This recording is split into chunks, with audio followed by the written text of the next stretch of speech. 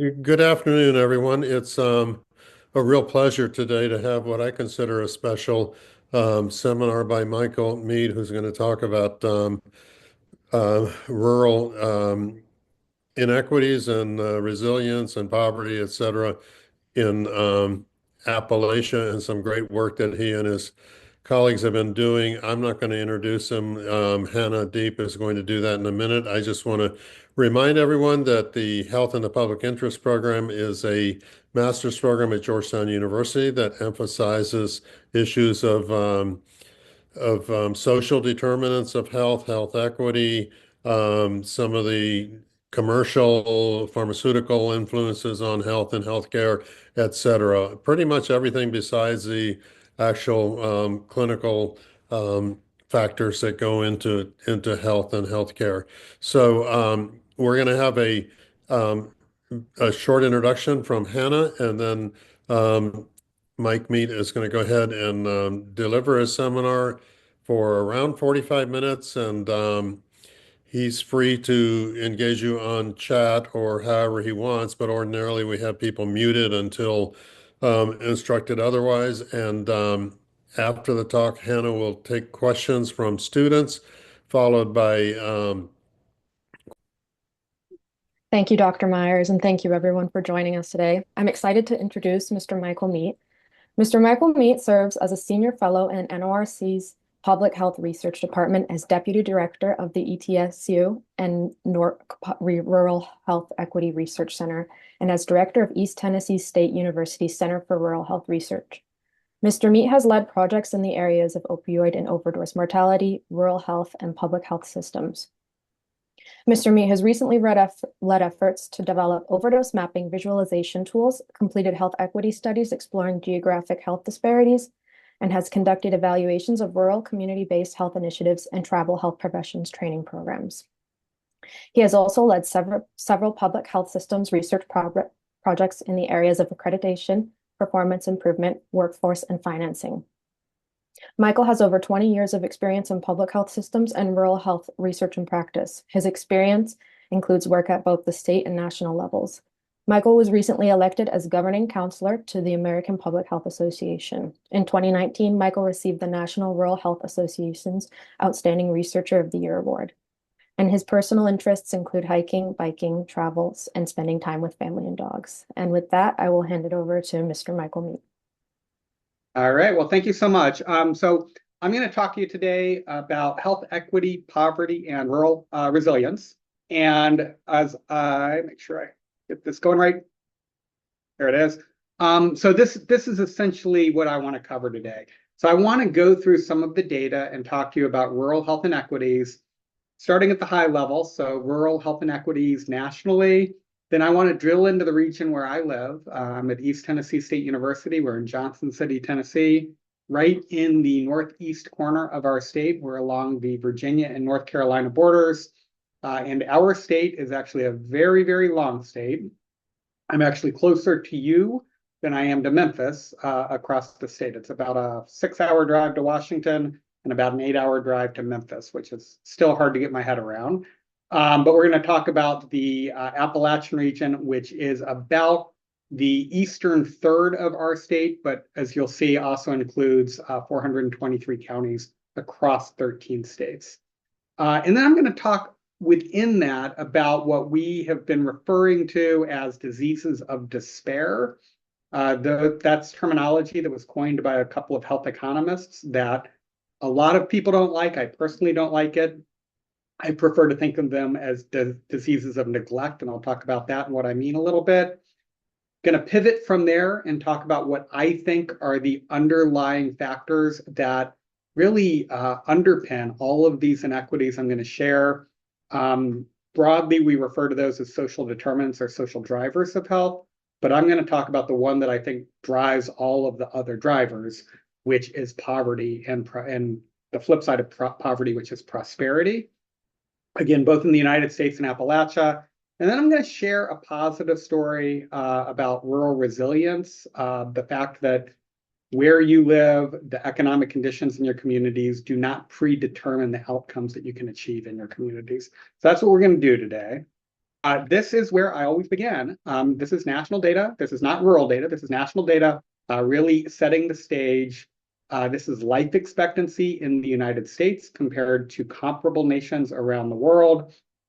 Couple things I want you to observe here. We do not do as well as peer nations. We have not ever done as well as peer nations. Our health improvements, our life expectancy gains plateaued around 2010 when they continued for other nations. You see the delta, the distance between us and everyone else in the world has been increasing. The other thing that I think is really striking about this is when you look at 2020, that is COVID impacts. COVID walloped us far worse than it did anyone else in the world. And if you look at 2021, the last year on this chart, you see that other nations had already begun recovering from COVID in terms of life expectancy, and we had not.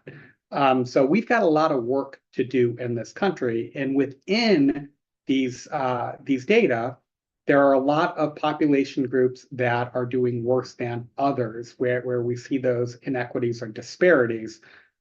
We often talk about racial and ethnic minority groups. Absolutely, they fall within this category where we see huge inequities. What we often don't talk about is rural, and that's really the work that I do, thinking about the geographic factors that influence these inequities. So this is actually data. It's a little bit dated now. I'm going to show you the new data as well. This is a report put out by the Centers for Disease Control and Prevention. This is from their MMWR, their Morbidity and Mortality Weekly Report. These are the National Center for Health Statistics definitions of geography. And the two darkest bars, micropolitan and non-core, I don't like the terminology because it doesn't tell you what it is, but micropolitan and non-core are two rural definitions. The other four are considered urban definitions. And what you see here is that for each of the 5 leading causes of death, rural populations do far worse in terms of mortality than we see in urban communities. This is the more recent report. It's the exact same data, but they plotted it over trend lines. I kind of like the other one just for the simplicity. This one shows the same thing, though, and in some ways, I think it's better because it shows those trends, and you can see where these conditions are increasing or decreasing. But here we're using the same definitions, and the 2 gray lines are those rural definitions. You will notice that the gray lines are at the top of every one of the 5 leading causes of death. And some of these we have seen, again, the level of disparity grow, particularly chronic lower respiratory disease, the second set, huge disparities that have continued to grow over time. Unintentional injury is an interesting one. I'm going to talk to you about opioids in Appalachia. Unintentional injury is interesting because it is a really broad category. It is too broad, but it includes overdose mortality in addition to vehicle accident mortality and accidental gun mortality. There are a lot of things that are included in that, but most of what you see here is driven by overdose mortality. And what's interesting here is that rural is still higher than everyone else, but the overdose mortality rates in urban areas have been increasing dramatically, and urban is actually catching up to rural on that leading cause of death. So I mentioned Appalachia. This is what it looks like. This is the federally defined Appalachian region. It is 423 counties across 13 states. Just to put this in perspective, we're talking about 26.3 million people. That is more than live in Florida. It is more than live in New York and Pennsylvania combined. If Appalachia were a state, it would be the 3rd largest state. In terms of geography, similarly, it is larger than California, and it would be the 3rd largest state behind Alaska and Texas. So we're talking about a broad geography and a lot of people, and these are people who face some of the worst health inequities that we see in the United States. And that's what this looks like. And this is a little bit complex, so I'm going to tell you what you're looking at, but I love these charts because they show you everything in one place. I will warn you, this is out of date. This is 3-year aggregate data, 2015 to 2017. We are in the process of updating this now. But what you see here are those same rural definitions plotted in the colors of the dots. In this case, the yellow or the kind of that orange and the red are the two rural definitions. The others are urban definitions. This is the 10 leading causes of death, which are on the x-axis. And then this line at 100, that is the US average for each of those causes of death. Anything above the line means you're doing worse than the rest of the United States. Anything below the line means that you're doing better. The very first thing you'll notice is almost everything is above the line in Appalachia. You're looking at data for males, 15 to 64 in this slide. Everything just about is above the line. And for most of these causes of death, homicide is typically the one which is the exception.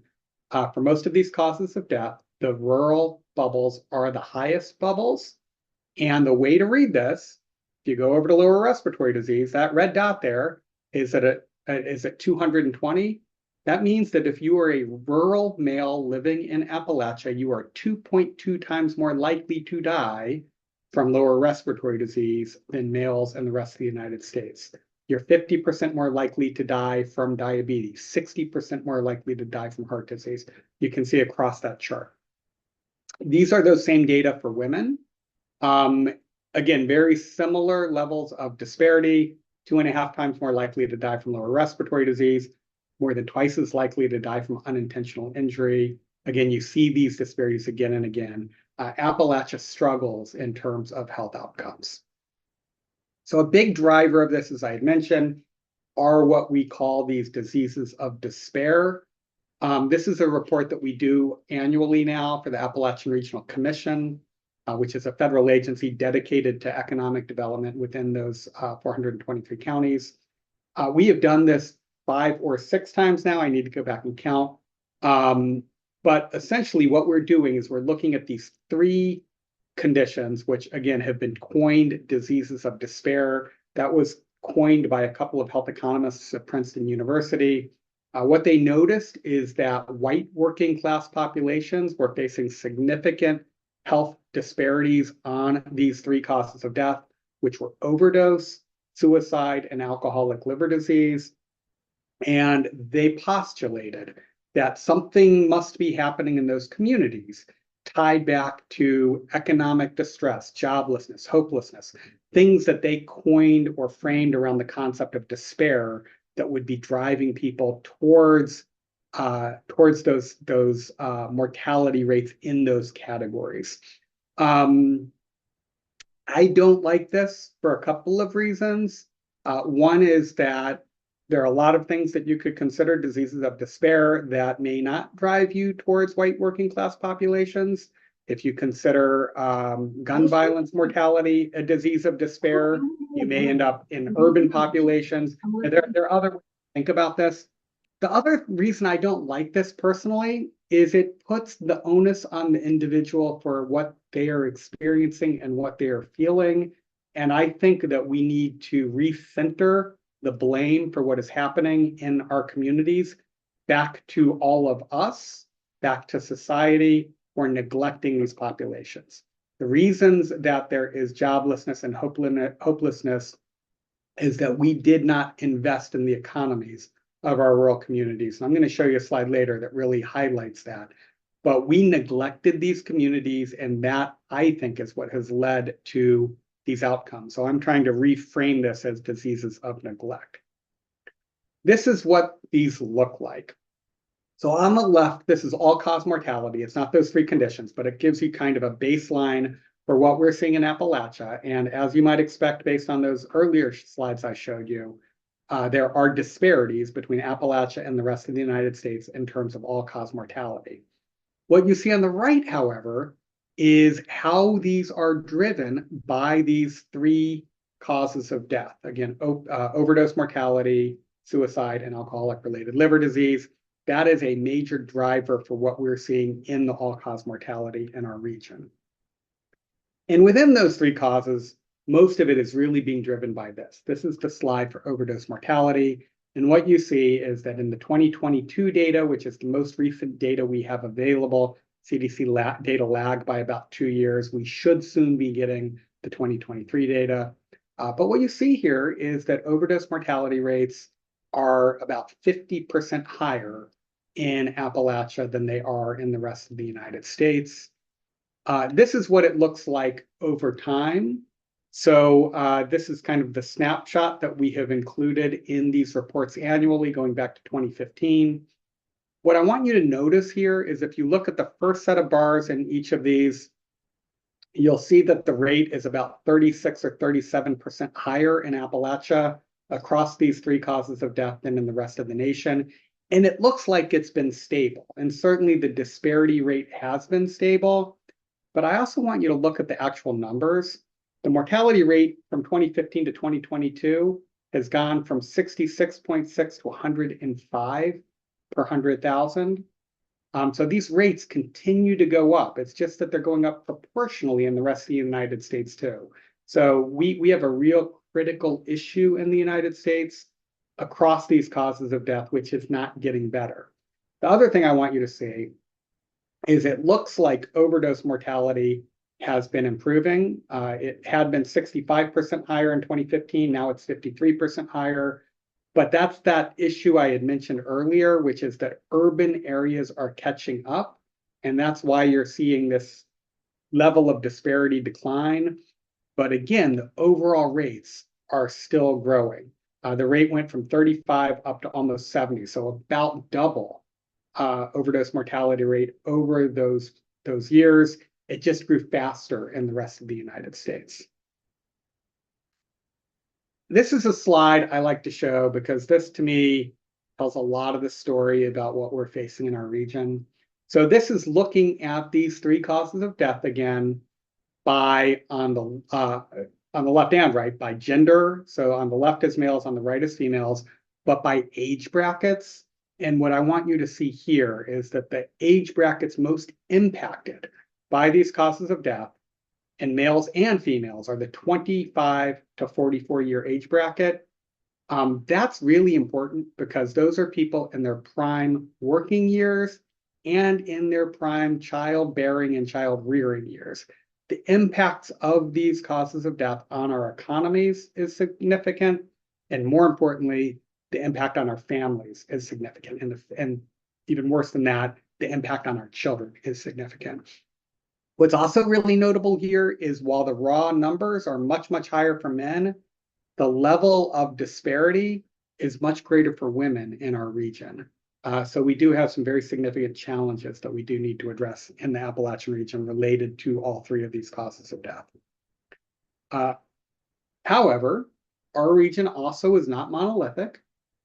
It is 13 states, and you can see that the portion of our region that is most highly impacted is what we call Central Appalachia, West Virginia, Kentucky, Tennessee, and Ohio, kind of those middle states within our region. That's where we see the absolute highest rates of all of these causes of death. This just breaks it out. So on the end, you have the total for the diseases of despair or neglect. And then you see the dark blue lines is overdose mortality, which is the greatest driver. Yellow is suicide mortality, and the gray is the liver disease mortality. Within this, notably, overdose mortality, this breaks down overdose mortality by opioids and other illicit substances, alcohol also, so not all illicit, but other substances as well. And you see that the vast, vast majority of overdose deaths are really attributable to opioids, almost 80%. So it is a very significant crisis that remains in our region. A lot of good work has happened in our region as well, but it does remain a big issue. I do want to share a couple resources with you. We have been developing overdose mapping tools. We have a national tool and an Appalachian tool. You see the links to those at the top. You can do a lot of really interesting data analysis and gathering of data in these tools. One thing I did want to show you is you can compare over time. This is just a visual way to share with you what I have been telling you. You see that the overdose rates have gone up dramatically. The darker the color, the higher the rate. The rates have gone up dramatically across our region. Within this tool, you can also do overlays, and most importantly, You can click on any county in the United States and pull the rates for that county, and you can create a fact sheet for the county. So this gives you all of the data on overdose mortality rates. It also gives you the socioeconomic data and economic data for the community. And then one of the things I really love about this tool is if you click, you see the year timeframes that we have in here. We aggregate data across 5-year timeframes. You can look for the trends, so how it's been changing over time. And this is what it looks like in the county I had highlighted, which is Ohio County, West Virginia. And you can see that the overdose mortality rate went up 38.5 per 100,000, which is a lot over those 2 5-year timeframes. So I'm going to shift gears here. Yes, I will share the chat. I will put that in here.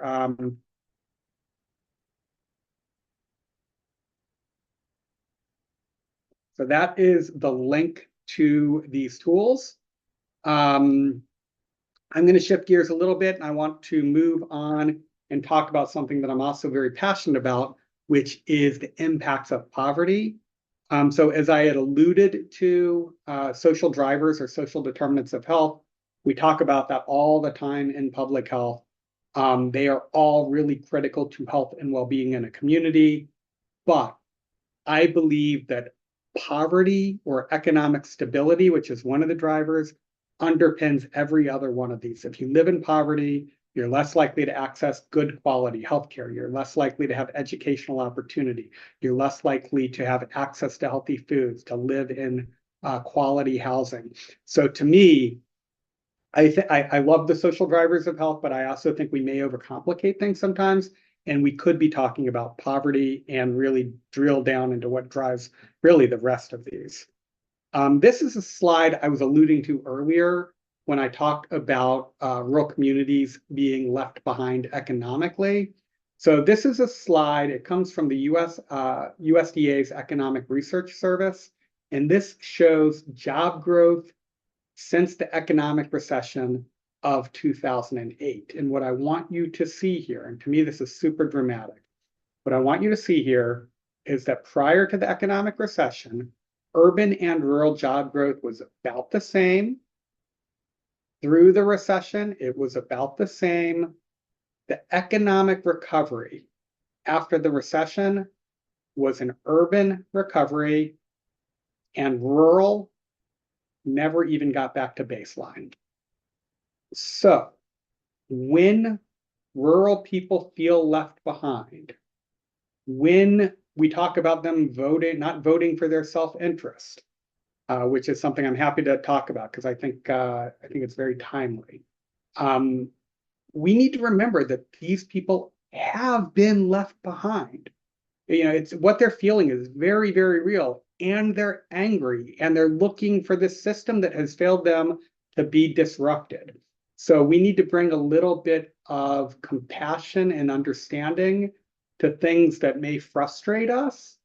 The political environment right now frustrates me a lot, but I understand what's driving it because we have left a huge swath of our country behind, and they're mad. And again, I'm happy to get into that conversation if anybody wants. But to me, this slide tells a huge story about kind of the social context that's driving a lot of what we're all observing in the United States. So what does this mean? So I'm going to share with you a few slides, which I find fascinating. So these are slides that compare health outcomes in the 2% of the wealthiest counties in the United States to the 2% of the poorest counties. And a caution here, this is rich versus poor. It is not urban versus rural, but the correlation is there almost to a T. Every one of these wealthy counties is urban, and almost to a T, every one of these poor counties is rural. So it's not a bad proxy. What you see is a threefold difference in terms of years of potential life lost. You see that people in our poorest counties are twice as likely to smoke. You see that people in our poorest counties are 50% more likely to be obese. And they're half as likely to go to college. And then this is the one that always just really stuns me. the children living in our poorest counties are 6 times more likely to live in poverty than children in those richest counties. So what I like to do is I like to think about this regionally. I do this presentation in states as well, and doing this exercise in states is really fascinating as well. But now what we're doing is we're comparing the 5 richest counties in the Appalachian region, the 5 poorest counties in the Appalachian region. And I usually go through a ton of slides on this, but I'm only going to show you one because to me, this is the story in a nutshell. So this is now plotting those same causes of death that we've been looking at, comparing the 5 richest counties in Appalachia to the 5 poorest counties in Appalachia. If you live in those 5 poorest counties, you're twice as likely to die of heart disease, nearly twice as likely to die from cancer. You're 3 times more likely to die from respiratory disease, twice as likely to die from accidents, 4 times more likely to die from diabetes. You can see the difference between rich and poor within those 423 counties. And I do this presentation in states around the country, and you see this trend everywhere. And I will tell you my favorite state to do this presentation is actually Minnesota, because Minnesota has the fewest years of potential life lost of any state in the United States, which means that they are the healthiest state in the nation by that metric. When you look at the 5 poorest counties in Minnesota, the healthiest state in the United States, those 5 poorest counties, if they were a state, would only rank above Mississippi. So even in our healthiest state in the nation, when you look at the poorest regions, you find the same types of health outcomes. So again, I believe poverty drives all of these outcomes. And I think that if we're going to solve these problems, we need to find ways to reinvest in our poorest communities, urban and rural, across the United States. And I think that will lift up all boats. I think that's really the driver that will solve a lot of the health inequities that we see across the country. So the flip side of poverty is prosperity. So I want to think about this in terms of this prosperity lens as well. One of the other projects that we worked on is we developed a prosperity index. This has been adopted by CDC now. It lives on a CDC website. But it's a 16 measure index thinking about prosperity. We think about both economic and social context, but also importantly, both risk and resilience. We want to think about resilience factors because that's what lifts up communities. This lives on, I said it's a CDC website. It's being migrated to a CDC website. It's currently still on the NORC website. But this is the tool that was funded by CDC. I want you to be aware it includes the prosperity index that I'm going to show you, but it's also a one-stop shop for all kinds of other data. So we've got all of the cause of death data for every county in the United States. It's also got food environment data, immunization data, different types of socioeconomic and demographic data. There's a lot of information here, and we want that information to get into the hands of people in communities so they can use it to write grants to bring resources to their areas.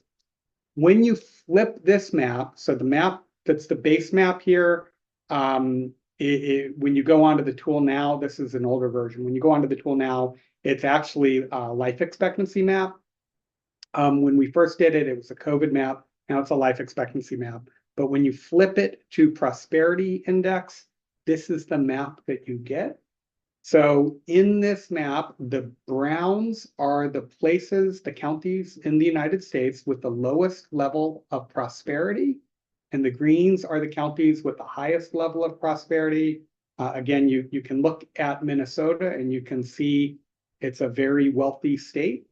And when I talk about it having the best health outcomes, again, I think that prosperity drives those health outcomes, so it's not a surprise. And of course, when you go down to Mississippi, you see the opposite. That's the healthiest and the least healthy state in the nation. What I want you to see here, though, which I find fascinating, is that you can pretty much name the region when you look at the brown counties. So what I see when I look at this map, I see Central Appalachia. I see what we refer to as the Black Belt, which is also called the Southern Crescent, kind of the deep rural South. I see what has been defined as the Delta region, which is the region that goes along the Mississippi River. I see the US-Mexico border, and I see tribal reservations. That's where we have the deepest poverty in the United States. And I want to compare this to a few other maps. So now I'm showing you a map on the left of persistent poverty counties in the United States, the exact same regions that I just told you. To be defined as a persistent poverty county in the United States, this is a definition that blows my mind, and that's what you see on this map.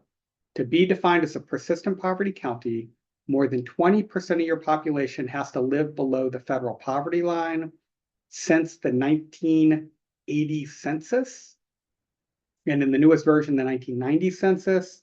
But these are counties that have lived in deep, deep poverty for 40 years. So these are counties that experience intergenerational poverty. If that county pops above the poverty line, 20%, more than 20% below the poverty line, one time in one census, they fall off this map. So these are counties with deep, deep poverty. And I'm going to compare this to a few other maps for you. This is now using that tool that we developed for CDC. This is now showing you a map on the left of cardiovascular disease mortality compared to the Prosperity Index. This is lower respiratory disease mortality compared to the Prosperity Index. You could do this again and again. And the message is, it's just different ways to show what I keep trying to reinforce. Poverty drives health outcomes. And that's what we see in the United States. Oh, but there's more. This is where it gets super fascinating for me. So now on the left, I'm showing you a map of where we have the highest proportions of African Americans living in rural counties in the United States. So I've talked to you about geography. I mentioned race and ethnicity. This is the intersection of the two. We know that there are significant disparities that align with race and ethnicity. We know that there are significant disparities that align with rural geography. When you combine these two, you get a dual disparity and some of the worst health outcomes in the United States. The way that these two maps correlate is stunning. And now this is a map of where you have the highest proportion of Hispanics in the rural United States. And then finally, this is a map of where you have the highest proportion of Native Americans in the United States. None of this is by accident. These are the communities we have not invested in. And I think it should be a wake-up call to all of us. So with this tool, as with all of our tools, you can click on the county and get the data for your county. What I wanted to show you here, though, because I find this fascinating, so I mentioned Minnesota as the healthiest state in the nation. This is the poorest county in the healthiest state. And when you go to their indicators, they reflect that. This is a county that struggles economically, and it struggles in terms of all of these indicators. And then this is the richest county in the poorest state in the nation. And they're doing pretty good. So again, even within our states, we have huge state level inequities that drive a lot of the outcomes that we see. And I think again, that should be a wake up call. And again, I love giving this presentation in Minnesota because they feel pretty good about themselves because they're doing so well on these indicators. And they're shocked to realize that they still have a lot of work to do. I also love giving this presentation in Mississippi. I've done that too. And they can be inspired to try to lift up the rest of their communities to achieve what they're doing in Madison County. So I think that really thinking about it in these terms is really useful. So this is the last thing I want to cover. One of the things that's, again, another passion of mine, doing rural health research can be a little bit tough because literally we are funded to look at the problems in our rural communities. And when we are asked to look at the problems, we do great research and we publish these findings talking about how bad things are in our rural communities. The media pick up on it, and they tell this national story about how bad things are in rural America. And it feeds into this narrative that is the narrative that does not allow us to lift up these communities, because people don't want to invest if they think that they're not going to get a healthy workforce, if they think that they're not going to have an educated workforce. That's the narrative we need to break. So I like to talk about the strengths and assets in our rural communities as well. And there are many, a lot of collective efficacy, a lot of volunteerism. I do whole presentations on rural strengths and assets. What I want to share with you, though, is a story from Eastern Kentucky. So this is that same map I shared with you on persistent poverty. And this is the region I want to talk to you about. These are some of the poorest counties in the United States. If we think that social determinants of health determine the outcomes, that's why a lot of people have shifted to the language of drivers, by the way, because these things are not predetermined. You can break trends. But if we take this idea that social determinants are predeterminate, you would say that nothing good can be happening in these counties because they have such severe poverty and such severe challenges to overcome. This is a slide now looking at overdose mortality rates, comparing 2 years or 2 5-year timeframes. And what I want you to see here is Kentucky on the left. Kentucky, so green is the counties that have had the steepest decline in overdose mortality. The dark oranges are the counties that have had the steepest increase in overdose mortality. The counties in Eastern Kentucky, the poorest counties in our region, are the ones that are doing best in terms of turning the corner on the opioid crisis, which nobody would expect. And in fact, when I did this study, I went to CDC trying to get funding for this study, and we were summarily dismissed, politely, but summarily dismissed, because they said you have to be looking at the data wrong. These are dirt poor communities. Nothing can be happening like that in these communities.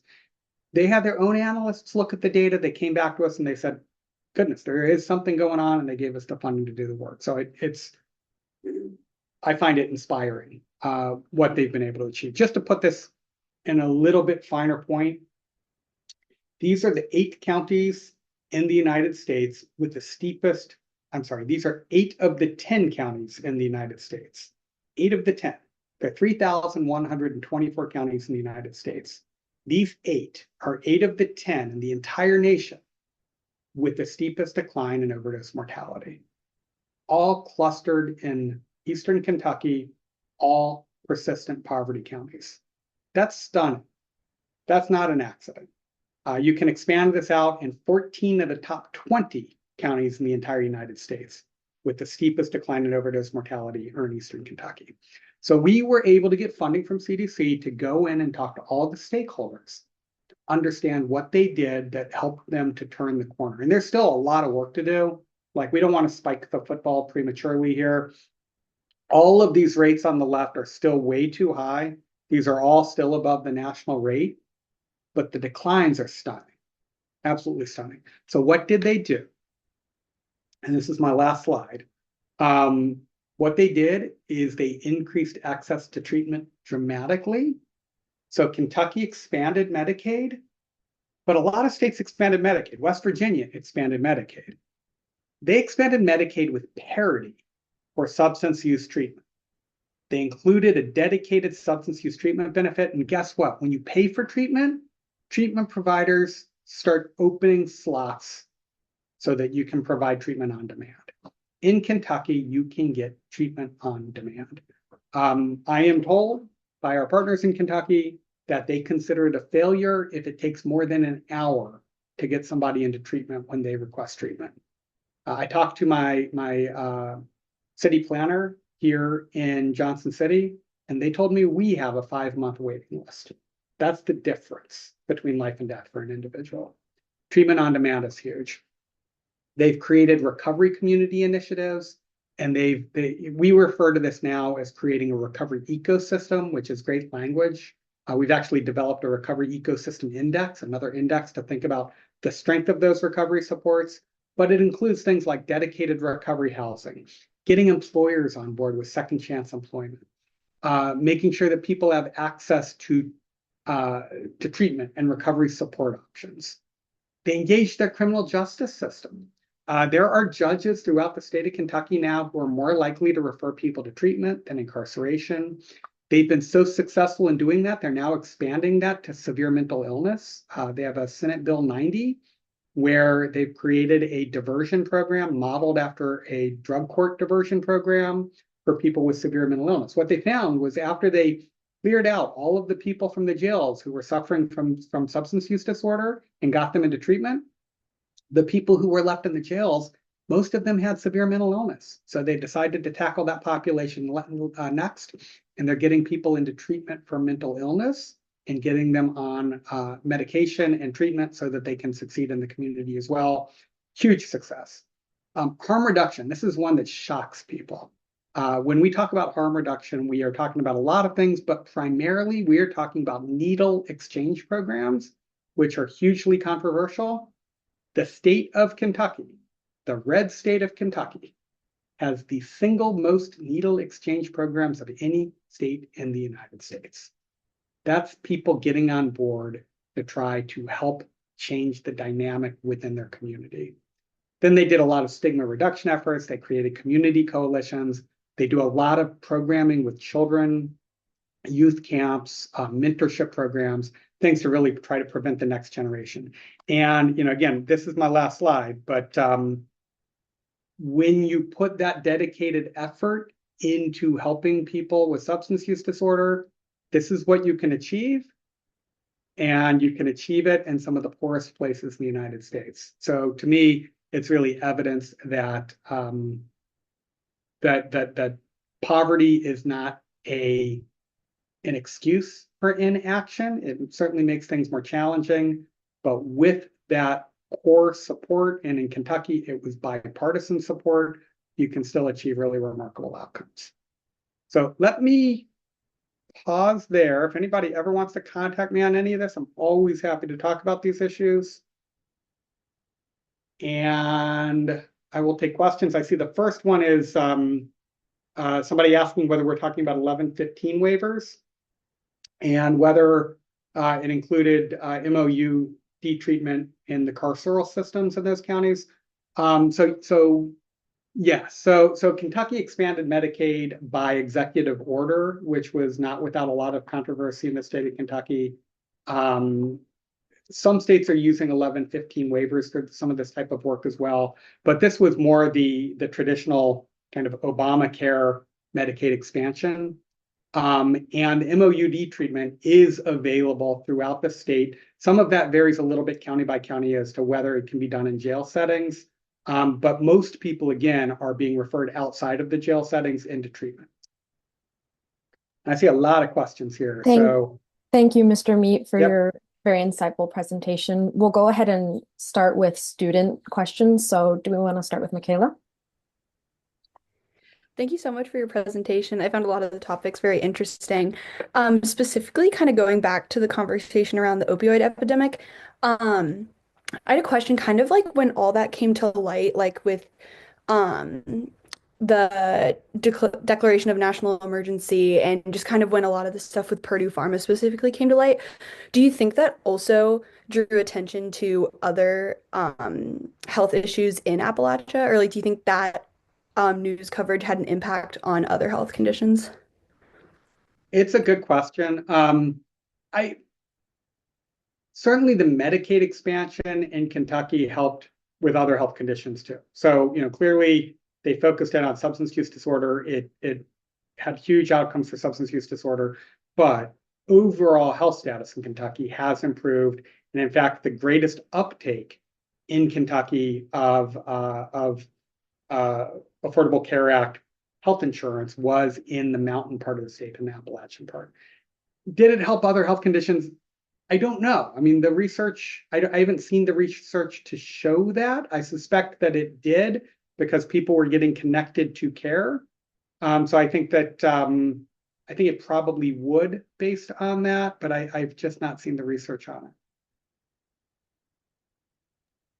Katie? Hi, thank you. This has been really interesting. I was wondering what your opinions are on some of the bills introduced in the last Congress about the Save Rural Hospitals Act and raising of the Medicare Medicaid wage index and Yeah. like the impacts you think that might have. Yep. So so we have faced a huge rural challenge across the United States with hospital closures. And in fact, Tennessee is number 2 in the nation for hospital closures, only behind Texas. And on a per capita basis, Tennessee is number 1. Notably, we are both non-expansion states, which makes the problem much, much more challenging because hospitals don't get paid for a lot of the uncompensated care that they provide in our states. I think those acts help, but I do think we have some more systemic challenges as well that tie back to a lot of the hospital consolidation. A lot of different factors that influence the stability of rural hospitals. We are actually doing work now. One of my concerns is that when we talk about rural hospital closures, I feel like we're missing a broader story sometimes, which is that it's not just closures, it's loss of hospital services. So a hospital just isn't open one day and closed the next day. It's literally a 10 or 20-year decline. First they lose surgery, then they lose OB, then they lose this, then they lose this. And eventually the 40-bed hospital becomes a 30-bed hospital, a 20-bed hospital. Each time that happens, there are services lost in the community. So we're actually doing work now looking at service line closures to try to get a little bit more granular look on access to care within rural communities, because it's not just whether or not you have a hospital. The other big initiative or bill that was introduced and passed recently, a couple years, is the Rural Emergency Hospitals, the REH program. This essentially is freestanding emergency rooms. It's great, but a freestanding emergency room is not the same as having a full service hospital where you can access all of these other services as well. So the economic impacts in our communities, I think, is very significant, because the other thing that's really notable about rural hospitals is not just hospitals as a provider of care, but typically they are an economic driver and the largest employer in the community as well. Jackson? Thank you again for this talk. It's very interesting. I'm originally from Louisville, and I have friends from all 5 of the counties that you mentioned. I guess one of the biggest questions that I've been hearing from those friends in like Clay County and Harlan are like there's still a lack of access to healthcare and economic development within like haulers. I don't know a technical word for hauler. How can we like increase that access to economic development and healthcare? I Yeah. mean, my friends from haulers are very like they very much struggle with access until they came to Louisville. But yeah. No, that's right. I don't know that I've got a great answer for you. So what the question you're asking is the concern that I share. When I say to address these issues, we need to lift up the economies of these communities, I believe that in my heart and soul. I don't know how you do that. It's a hard situation. So what happened in these communities in Kentucky, it was the loss of mining in a lot of these communities. In rural communities in other parts of Appalachia and across the United States, it was loss of small manufacturing, which was shipped overseas, mechanization of agriculture. Our rural communities have struggled with jobs and economic development. Now, what I will say is that in Appalachia, we have a resource that does not exist in some of those other places, and that is the Appalachian Regional Commission, which is a small federal agency established in 1965 to improve the economic outcomes in Appalachia. It is an economic development agency. And if you look at the maps that they produce, showing what they call the distressed counties, the poorest counties, year by year by year, you'll see that it just has decreased. And it's now those counties in Eastern Kentucky that are kind of the last real areas of deep poverty. But it's a success. Like you see it declining. how you break through in those last areas when you're in those very remote holler type communities, it's a struggle. I don't know what the answer is. But here's the other thing I'll leave you with. If you want food on your table, if you want a viable military to protect you, if you want energy so that something happens when you turn on the light switch, if you want places to go to have recreation opportunity, all of these things emanate from our rural communities. So we need to be looking after our rural brothers and sisters to make sure they're doing okay. And to me, I think we need to be thinking about this as a national security issue. Food, fuel, and fiber is what we often talk about. If we don't have access to those things, we have a national security issue in the United States. And sometimes it costs more to sustain a system than we would like it to. But if it's for the greater good, maybe we need to make that investment. Aubrielle?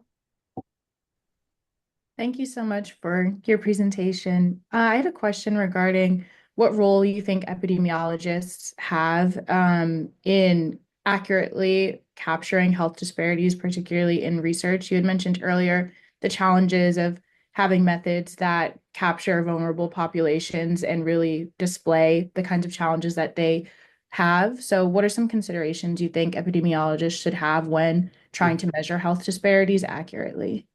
Yeah, I love that question. So we're actually doing a study now on rural data challenges. And it's a fascinating challenge. One of the issues with rural people is that by definition, there are fewer people. These are small towns. And we know that data become less precise and more spurious in small populations and often suppressed. You can't even share the data in small populations. Those are epidemiological challenges that are inherent to rural health research, and it makes it hard to really understand the level of disparity or challenge that we're trying to address. There are strategies. So you noticed in the slides that I showed you, we aggregate 5-year timeframes. That's to be able to increase the amount of data so that we can suppress fewer counties. So aggregating data into larger geographic periods or larger geographies. So instead of looking at a county where the data are suppressed, combine 4 counties where you can actually do some analysis. There are techniques where you can make those ends sufficient so that you can do the analysis. But it is a challenge, and we also need people to understand that, both on the front end and the back end, because in addition to making it harder to understand the challenges, it also makes it harder to demonstrate the successes on the back end. CJ? Thank you, Dr. Meet, for this. I very much have enjoyed it. I know you mentioned how important it is to make that distinction between diseases of despair versus diseases of neglect. And I would say, I'm just curious how the shift in, I guess, framework or mindset is currently being received amongst the public health community. So I am kind of alone in that at the moment. This is my pushing a rock up the hill, which I love doing. I kind of enjoy a challenge. I'm very much tilting at windmills throughout my career. I actually completely rewrote that report for the Appalachian Regional Commission and changed the entire report from diseases of despair to diseases of neglect, and did an introductory paragraph to explain the reason for the change and sent it to them. And I love the people at ARC. They're good friends. They were very polite, and they said, yeah, no, don't do that. So they're not quite ready for it. But I'm pushing it out there every chance I get. And we are talking about writing a commentary to try to, again, get this into public consciousness. We're not there yet, though. Nikki? You definitely for this.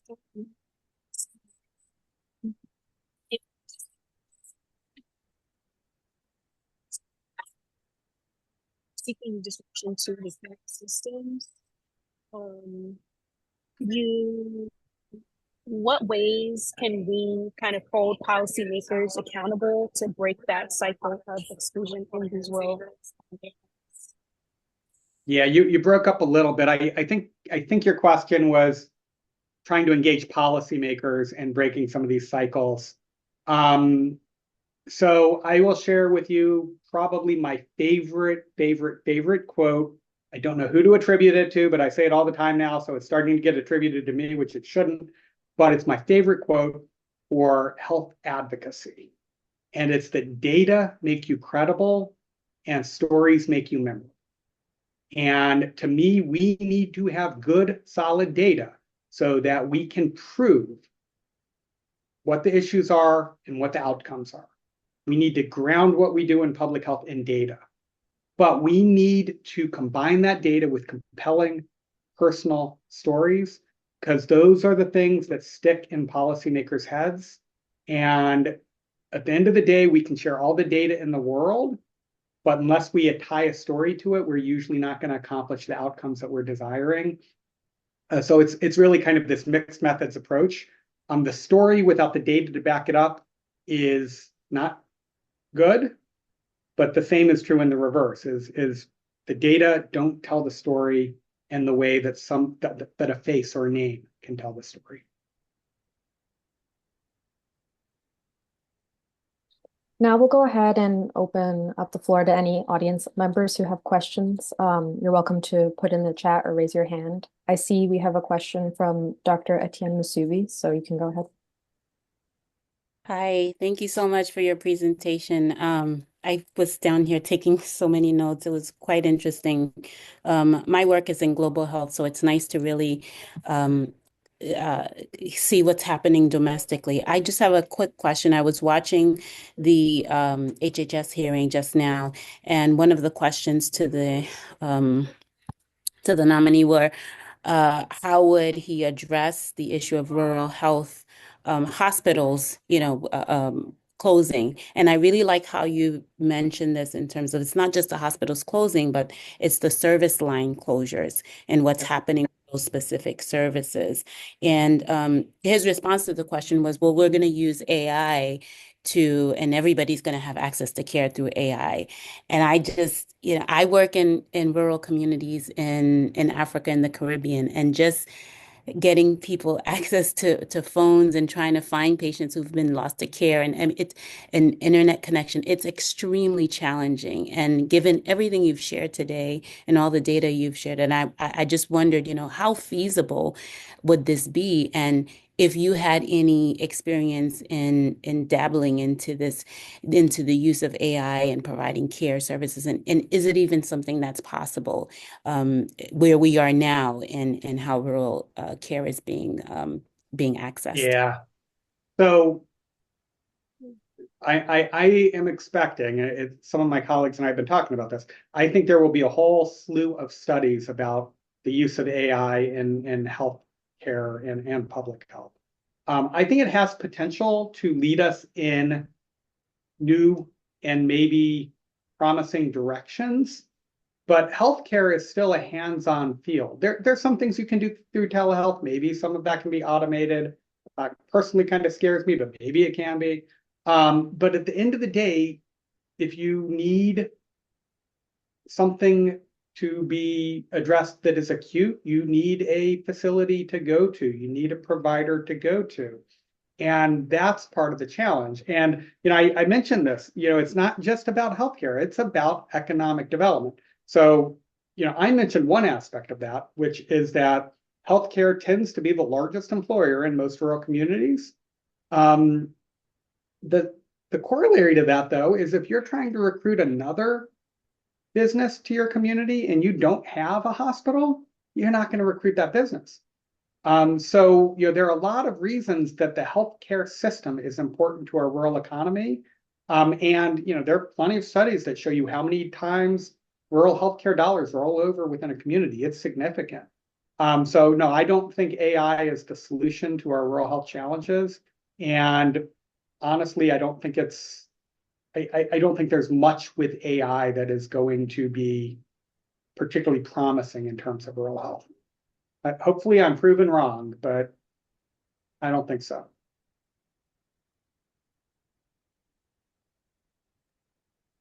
Well, while we wait for any other audience members, I just had a question.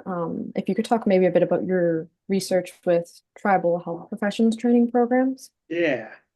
Yeah, so that was a project I did. Again, anybody wants to reach out to me, I'm happy to talk about that all day long. So I did a project for the Administration for Children and Families. It was a 10-year evaluation of their Tribal Health Profession Opportunity Grant Program. And essentially, they were trying to train people in tribal communities to become healthcare workers. Interestingly, not to address healthcare challenges, but to make people self-sufficient and help people get off of TANF programs. It was funded through TANF. So, the fact that we were creating health professions, from my perspective as a public health person, that's awesome. But that wasn't their primary outcome. Their primary outcome was to get people jobs. It was a win-win type program. What was fun about that for me was the relationship building, the process of creating tribal relationships, of getting tribal approvals, of learning how to navigate working with sovereign nations, the data sharing agreements, the trust that is required. That's also true when you're working in rural communities, but it's just to an nth degree in tribal communities. Those were lessons learned that I've taken back with me really to every other work I've done. The big thing is that you need to have humility when you go into communities, tribal communities and other communities. You need to approach people by telling them that you understand that you're not from the community, that they are the experts on their community, and you need their input to educate you. If you go in with that mindset, you can be successful. And I see another great question in the chat too about whether we've partnered with storytellers. So East Tennessee State University, I'm in our College of Public Health. We're proud of our College of Public Health, but one of the storied programs, quite literally, no pun intended, at ETSU is we offer a master's degree in storytelling. And we are just down the road, about 6 miles that way, is the International Storytelling Center. Storytelling is very much tied into Appalachian culture. So thinking about ways that we can integrate that into our research, we've not done enough of it, but it's something we're very mindful of because of our community and our university. So I love the question, and it's something that we do think about and probably need to lean in more than we do.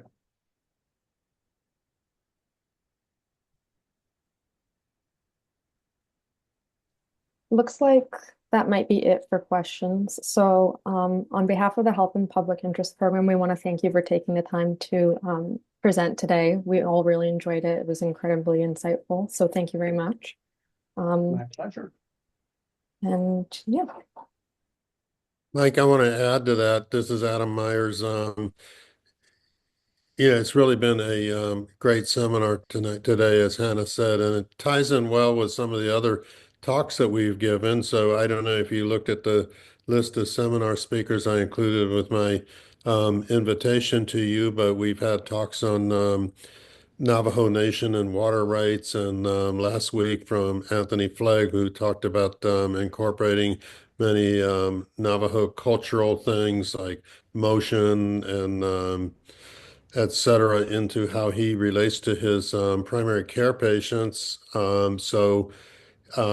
Yeah, it's almost a mini course that we're getting in some of these aspects of underserved areas within the United States. So thanks again, and I really appreciate your willingness to do this, and not only your willingness, but jumping on the opportunity and doing it enthusiastically. So on behalf of the program and my co-director, Adrian Fu Berman, I deeply thank you, and we will be contacting you again, I hope, in the future. My pleasure. Anytime. Happy to do it.